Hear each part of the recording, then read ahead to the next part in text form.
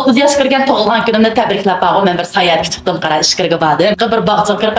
bir xil tonlachirgan shamolar baka degan unda o'ynaydigan endi yezib qo'yib ekan 150 changdan oshgan odamlar u shamoni o'ynab bo'lmaydi ekan. Lekin men endi o'zimcha unda 150 chang. Chunki u simirib kelsam jing'im chiqmaydi jing degan tiqaytib samasam samiramadi. O işte deb yuradigan vaqtlarim. Men o'zimdan 150 changmi kelmayman deb o'ylab ben shunlar kiribdan tijoram 140 changda po'ti tizimni o bir liqimda bir sudumda osmon ko'tarilib bir uchidan bir sham ekanligina ayliq chiroyim qarab bir ras 140 chang chiqamsa degan atsam 140 chang chiqmaydiganda qilsa degan voy men degan susimiz men faqat jing oltaman bek yengil desan amakilar deb ayliq sudumda pangli qilib ustiga chiqargan sham ekan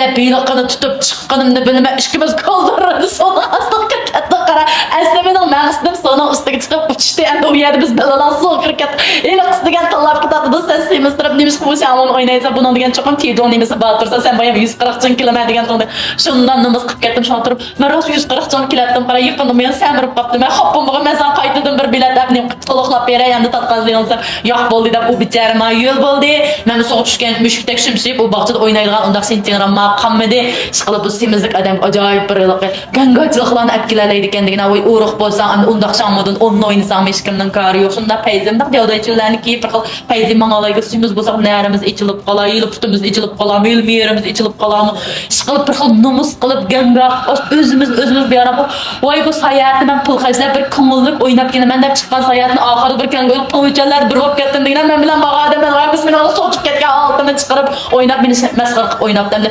kimdan xaplayman deysiz shu o'zimdan xaplayman haqni chiqaman deb og'zini tutib og'ilib bo'lmasa odamlarning ko'z ko'rgan bo'lgan degan qizqarib qo'yilib chiqadi da u yerda shuni bilan o'ylab qoldim bu semizlik degan bog' ot uloqlarga yarışlik ot uloqlarimiz emas u yerda biz semirib ketib bozorga 5-2 ming pul qilib hajlaychi deydi ekanmiz bizchi endi biz semirib kelsak yo bizni bozorga olib borib sotmagan yo bir jinglab sesiq go'shimiz haqli 10 ko'changa olmagan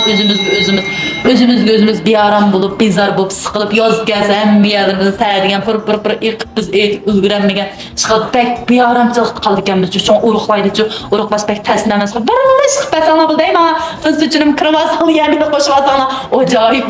pegun pullarni o'gitib qo'ysam uruqlab ketsanlar